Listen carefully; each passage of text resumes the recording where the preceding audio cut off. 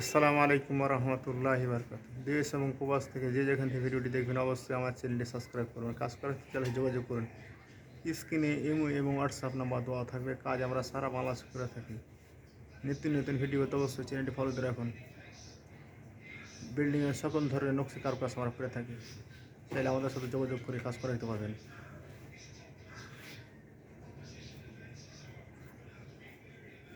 ফুলের কাম শেষ।